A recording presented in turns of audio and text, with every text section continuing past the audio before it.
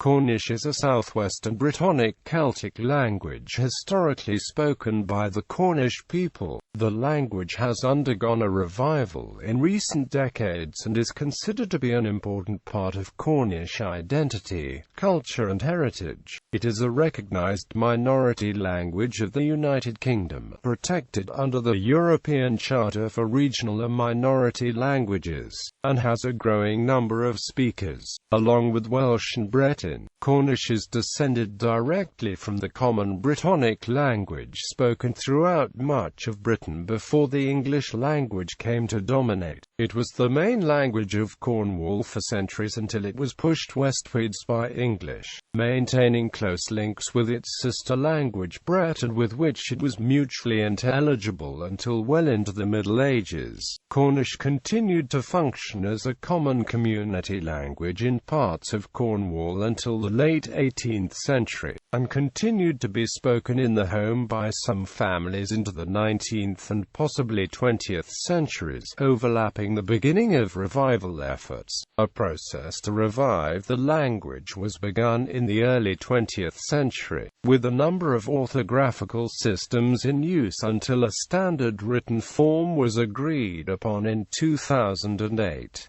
In 2010, UNESCO announced that its former classification of the language as extinct was no longer accurate. Since the revival of the language, many Cornish textbooks and works of literature have been published, and an increasing number of people are studying the language. Recent developments include Cornish music, independent films, and children's books. A small number of people in Cornwall have been brought up to be bilingual native speakers, and the language is taught in many schools. The first Cornish language creche opened in 2010. Classification. Cornish is one of the Brittonic languages, which constitute a branch of the Insular Celtic section of the Celtic language family. Brittonic also includes Welsh, Breton and the Cumbric language. The last is extinct. Scottish Gaelic, Irish and Manx are part of the separate Goidelic branch of Insular Celtic. Joseph Loth viewed Cornish and Breton as being two dialects of the same language, claiming that Middle Cornish is without doubt closer to Breton as a whole than the modern Breton dialect of Quiberon is to that of St. Paul de Eliacuto. History. Cornish evolved from the Common Brittonic spoken throughout Britain south of the Firth of Forth during the British Iron Age and Roman period. As a result of westward Anglo-Saxon expansion, the Britons of the southwest were separated from those in modern-day Wales and Cumbria. Some scholars have proposed that this split took place after the Battle of Diorum in about 577. The western dialects eventually evolved into modern Welsh and the now extinct Cumbric, while southwestern Brittonic developed into Cornish and Breton, the latter as a result of immigration to parts of the continent known as Brittany over the following centuries. Old Cornish. The area controlled by the southwestern Britons was progressively reduced by the expansion of Wessex over the next few centuries. During the Old Cornish period, the Cornish-speaking area was largely coterminous with modern-day Cornwall. The region of Devon was isolated by Wessex in 936 CE, and many inhabitants fled to Cornwall ad hominem. The earliest written record of the Cornish language comes from this period, a 9th-century gloss in a Latin manuscript of De Consolatione Philosophiae by Boethius, which used the words United Rocochas. The phrase means, "It hated the gloomy places." A much more substantial survival from Old Cornish is a Cornish Latin glossary containing translations of around 300 words. The manuscript was widely thought to be in Old Welsh until the 1700s, when it was identified as Cornish. At this time there was still little difference between Welsh and Cornish, and even fewer differences between Cornish and Breton. Latin, with some scholars arguing that the terms Old Cornish and Old Breton are merely geographical terms for the same language. Middle Cornish. The Cornish language continued to flourish well through the Middle Cornish period, reaching a peak of about 39,000 speakers in the 13th century, after which the number started to decline. This period provided the bulk of traditional Cornish literature, which was used to reconstruct the language during its revival. Most important is the Ordinalia, a cycle of 3 mystery plays, Origio Mundi, Passio Christi and Resurrectio Domini. Together these provide about 20,000 lines of text. Various plays were written by the canons of Glasney College, intended to educate the Cornish people about the Bible and the Celtic saints. For this period also is Bunan's Meriasek and the recently discovered Bunan's Ke. In the reign of Henry VIII, an account was given by Andrew Boord in his 1542 book of the Introduction of Knowledge. He states, in Cornwall is 2 species, the one is naughty English hay, and the other is Cornish hay spech, and there be many men and women the which cannot speak one word of English hay, but all Cornish. When Parliament passed the Act of Uniformity 1549, people in many areas of Cornwall did not speak or understand English. The intention of the Act was to replace worship in Latin with worship in English, which was known by the lawmakers not to be universally spoken throughout England. Instead of merely banning Latin, the Act was framed so as to enforce English. The Prayer Book Rebellion, which may also have been influenced by the retaliation of the English after the failed Cornish Rebellion of 1497, broke out, and was ruthlessly suppressed. Over 4,000 people who protested against the imposition of an English prayer book were massacred by Edward VI's army. Their leaders were executed and the people suffered numerous reprisals. A rebels' document claimed they wanted a return to the old religious services and ended, "We the Cornishmen utterly refuse this new English." Edward Seymour, Duke of Somerset, replied to the Cornishmen, inquiring as to why they should be offended by services in English when they had them in Latin, which they also did not understand. Through many factors, including loss of life and the spread of English, the Prayer Book Rebellion proved a turning point for the Cornish language. Indeed, some recent research has suggested that estimates of the Cornish-speaking population prior to the rebellion may have been low, making the decline even more drastic. Peter Beresford Ellis cites the years 1550 to 1650 as a century of immense damage for the language, and its decline can be traced to this period. In 1680, William Scawen wrote an essay describing 16 reasons for the decline of Cornish, among them the lack of a distinctive Cornish alphabet, the loss of contact between Cornwall and Brittany, the cessation of the miracle plays, loss of records in the Civil War, lack of a Cornish Bible, and immigration to Cornwall. Late Cornish. By the middle of the 17th century, the language had retreated to Penworth and Kerrier, and transmission of the language to new generations had almost entirely ceased. In his Survey of Cornwall, published in 1602, Richard Carew writes, "OSD of the inhabitants can speak no word of Cornish, but very few are ignorant of the English, and yet some so affect their own, as to a stranger they will not speak it, for if meeting them by chance, you inquire the way, or any such matter, your answer shall be, Mea navidna causas orsnek, I speak no Saxonage."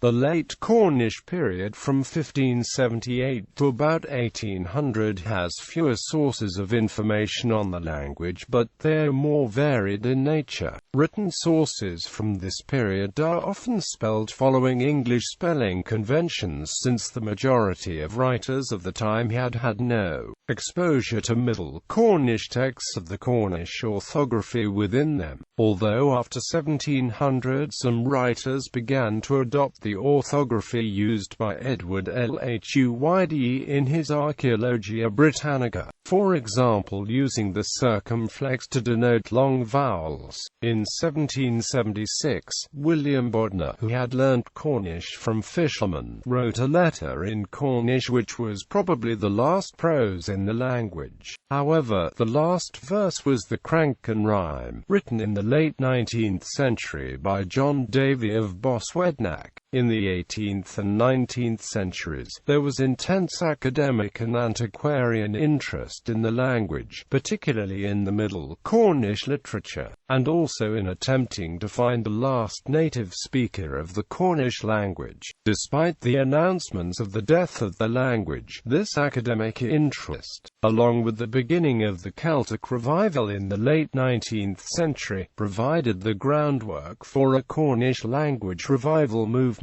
Modern Cornish. In 1904, the Celtic language scholar and Cornish cultural activist Henry Jenner published a handbook of the Cornish language. The publication of this book is often considered to be the point at which the revival movement started. The revival focused on reconstructing and standardizing the language, including coining new words for modern concepts, and creating educational material in order to teach Cornish to others. In 1929, Robert Morton Nance published his Unified Cornish System, based on the Middle Cornish literature while extending the attested vocabulary with forms based on Celtic roots also found in Breton and Welsh, publishing a dictionary in 1938.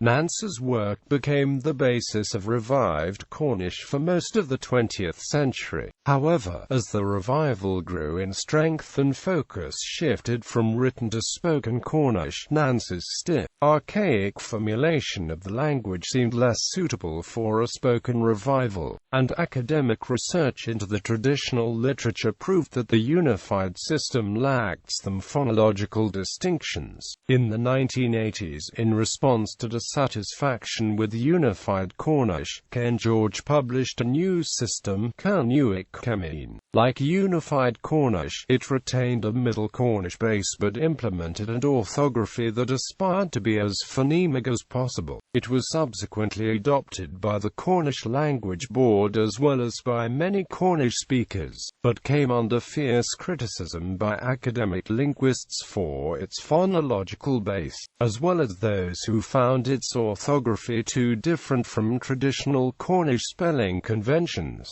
Also, during this period, Richard Gendil created his modern Cornish system, which used late Cornish as a basis, and Nicholas Williams published a revised version of Unified. However, neither of these systems gained the popularity of Unified Cemine. The revival entered a period of factionalism and public disputes, with each orthography attempting to push the others aside. By the time that Cornish was recognized by the UK government under the European Charter for Regional and Minority Languages in 2002, it had become recognized that the existence of multiple orthographies was unsustainable with regards to using the language in education and public life, as none had achieved a wide consensus. A process of unification was set about which resulted in the creation of the public body Cornish Language Partnership in 2005 and agreement on a standard written form in 2008.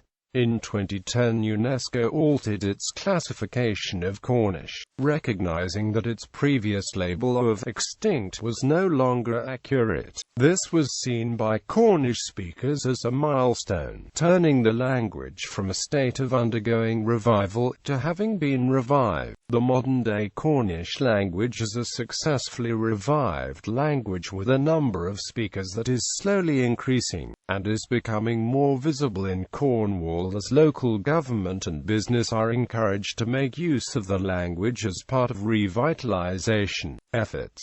Geographic distribution. Speakers of Cornish reside primarily in Cornwall. There are also some speakers living outside of Cornwall, particularly in the countries of the Cornish diaspora, as well as other Celtic nations. Estimates of the number of Cornish speakers vary according to the definition of being a speaker, and is difficult to accurately determine due to the individualized nature of language take-up. Nevertheless, there is recognition that the number of Cornish speakers is growing. One figure for the mean number of people who know a few basic words, such as knowing that Cerno means Cornwall, was 300,000. The same survey gave the figure of people able to have simple conversations at 3,000.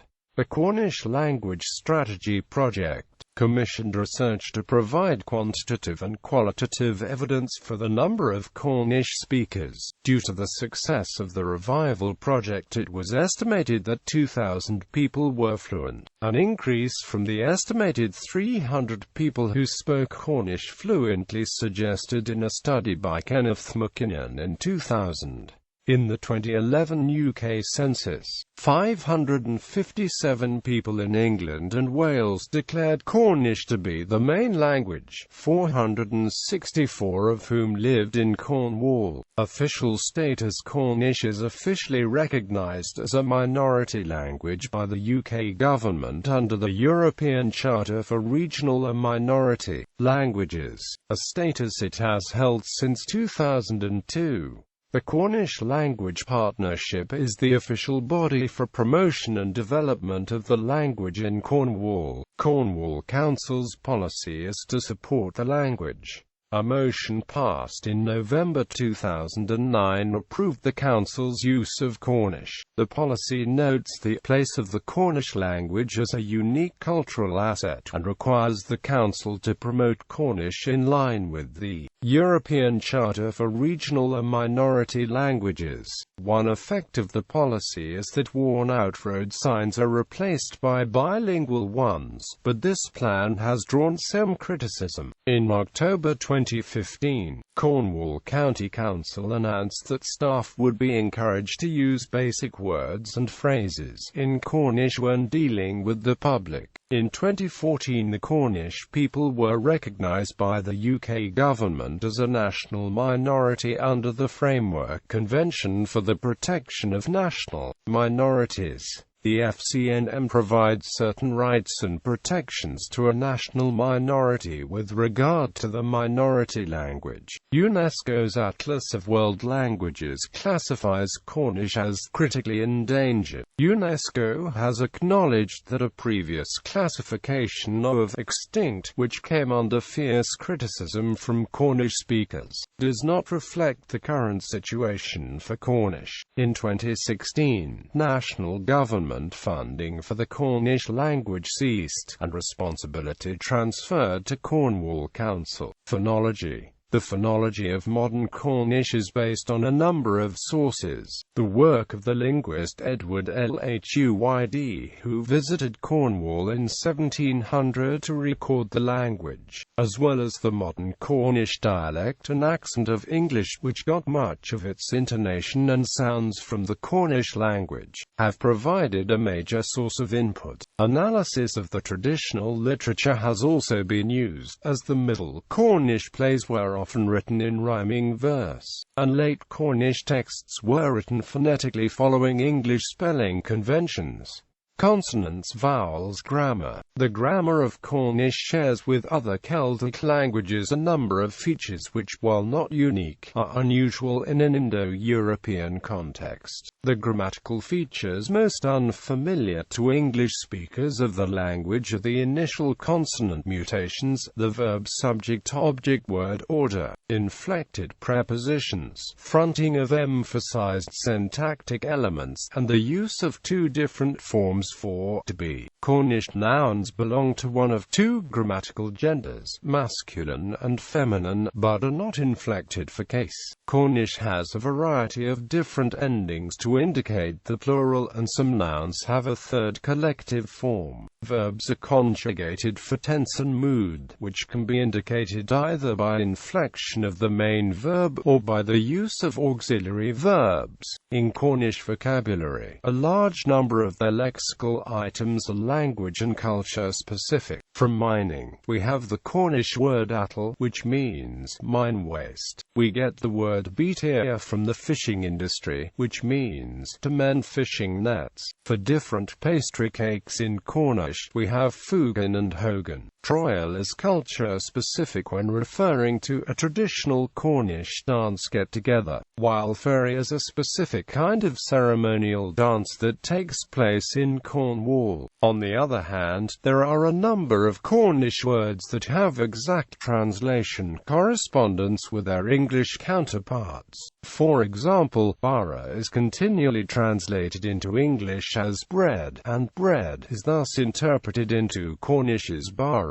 Conversely, complete isomorphism among pairs of interpretation counterparts seems to be the exception instead of the rule. To illustrate, Cornish translates the English nan book as lever, but lever can actually be translated into English as book or volume, because it can be considered one in a set of books. Nonetheless, this type of lexical anisomorphism is quite common in multilingual vocabulary. As in other Celtic languages, Cornish lacks a number of verbs that are commonly found in other languages. This includes modals and psych verbs. Examples have like, hate, prefer, must, have to, make, equals, compel to. These functions are instead fulfilled by periphrastic constructions involving a verb and various prepositional phrases. Initial consonant mutation. The first sound of a Cornish word may change according to grammatical context. As in Breton, there are 4 types of mutation in Cornish. These are known as soft, hard, aspirate and mixed.